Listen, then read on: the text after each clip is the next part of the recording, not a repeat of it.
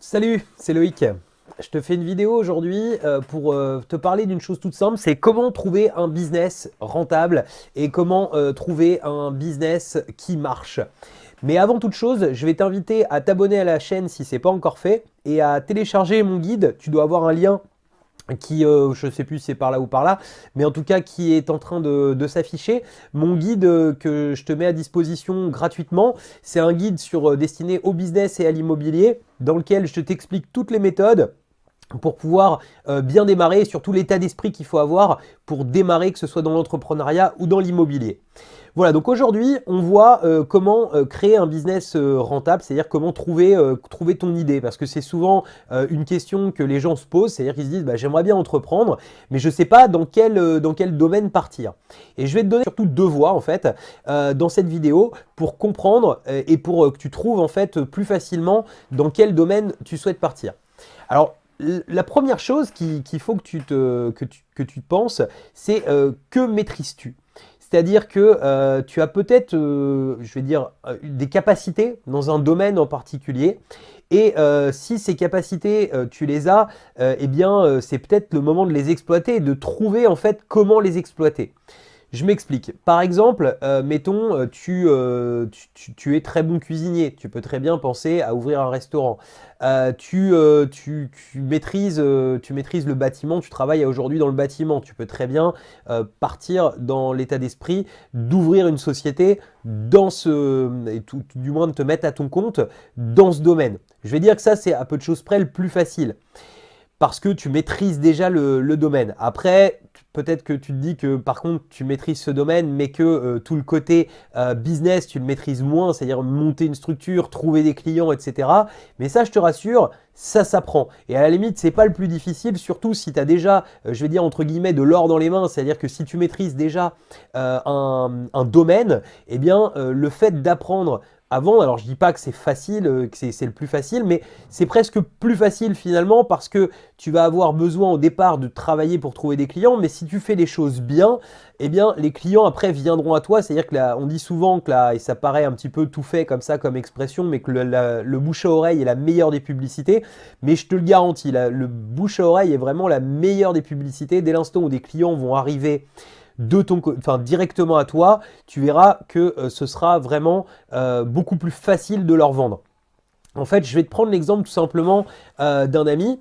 Cet ami, en fait, il a monté une structure dans le bâtiment et il a eu l'impression de ramer pendant ces 6 premiers mois d'activité, mais terriblement. Donc ça, c'est vraiment un conseil, il ne faut pas lâcher parce que aujourd'hui, je peux te dire, ça fait 4 ans qu'il est à son compte et il est vraiment ravi de ce qu'il fait et il gagne de l'argent.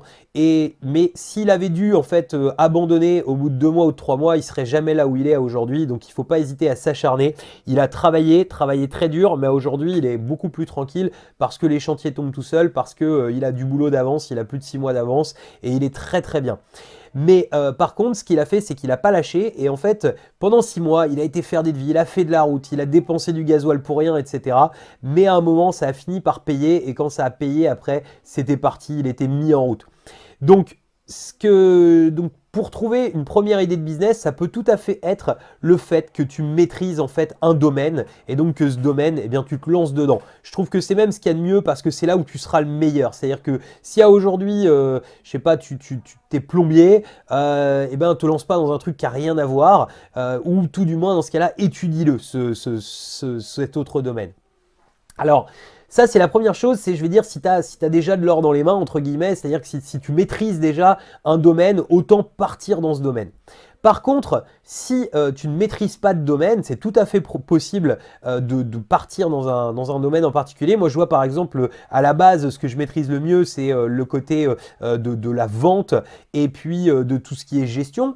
Donc, si tu veux, bah, j'ai pas forcément, mais j'ai des structures dans plusieurs domaines différents. Et comment trouver en fait ce domaine dans lequel te lancer qui soit un domaine différent de là où tu as des capacités à la base? Et bien tout simplement, il faut regarder ce qui se fait ailleurs. C'est-à-dire que la base, je vais te prendre une grosse réussite pour t'illustrer ce que je suis en train de te dire. Une très très grosse réussite, c'est Bill Gates par exemple. C'est quand même une des plus grosses réussites mondiales.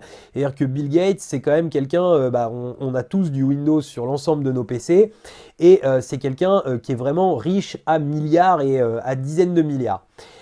Bill Gates, comment il a commencé? Il a commencé tout simplement, il était sous-traitant d'Apple et il a attrapé une idée. Alors, sa façon de faire est peut-être pas comment dire, la plus éthique, et je t'invite pas forcément à avoir ce genre d'éthique, même si ça a bien réussi pour lui.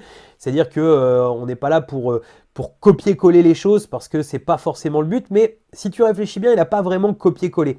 En fait, ce qu'a fait Bill Gates, c'est que il a vu les avancées d'Apple et il s'est dit, Apple s'acharne à avoir son propre ordinateur, alors qu'il y a tout un tas d'autres fabricants d'ordinateurs, et moi j'ai pas envie de fabriquer des ordinateurs, moi je vais proposer uniquement un logiciel pour l'ensemble de ces fabricants d'ordinateurs qui ne maîtrisent pas une technologie. Et c'est de là qu'est né Windows.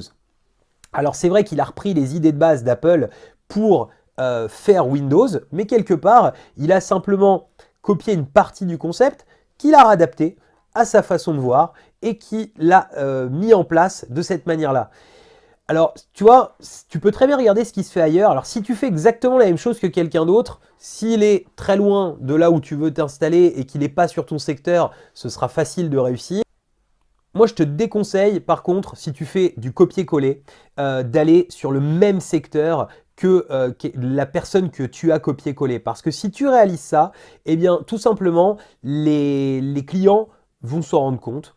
Et les clients n'aiment pas le fait qu'on copie-colle. C'est-à-dire qu'ils sont habitués à un service, si tu n'apportes pas de la nouveauté, si tu fais pas les choses différemment, même tu peux très bien, je veux dire, avoir le même produit à vendre, mais si tu le fais exactement de la même manière sur un même secteur, tu vas forcément galérer.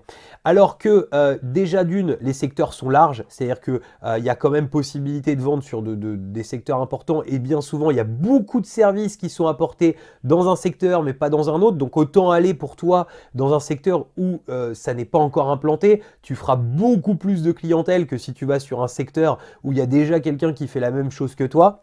Et en plus, si tu y apportes ta touche personnelle, les gens vont s'identifier et là tout de suite tu feras complètement la différence et ça cartonnera beaucoup plus fort. Je vais te donner une règle que je trouve importante aussi quand tu entreprends. Il ne faut pas être tout le temps fixé uniquement sur la marge que tu vas gagner. Alors effectivement, il faut une étude de rentabilité avant, être sûr que ce soit viable. Mais en tout cas, ce qu'il faut, c'est que tu identifies un besoin. C'est-à-dire que tu sois doué dans un domaine ou pas, il faut identifier un besoin qui soit exister. C'est-à-dire que si ton activité elle répond à un réel besoin des gens, eh bien à partir de là, il n'y a pas de raison que ça ne fonctionne pas. Ensuite, tu verras, tu compteras, tu regarderas comment optimiser pour gagner plus ou des choses comme ça. Mais déjà, il faudra que tu ramènes des clients. Et en fait, pour ramener des clients, quoi de mieux que de répondre à un besoin qu'ils ont. Et que si tu dois créer le besoin, c'est-à-dire que si tu dois créer de la publicité en masse, etc. pour faire connaître ton business, ce sera tout de suite beaucoup plus long pour monter en puissance. Alors que si tu réponds à un réel besoin, que tu as réussi à identifier un besoin que les gens avaient, eh bien, tu feras énormément d'argent et ce, rapidement. Voilà, donc j'ai essayé de t'expliquer un petit peu et de te donner des pistes dans cette vidéo pour pouvoir monter ton business, pour pouvoir commencer à entreprendre dès maintenant. Donc si tu te poses des questions autour de tout ça, si tu te poses des questions, que tu as de l'or dans les mains, comme je voyais dans la première partie de la vidéo, que tu as de l'or dans les mains, mais que tu te poses des questions sur comment mettre en place, comment faire pour se mettre à son compte, etc.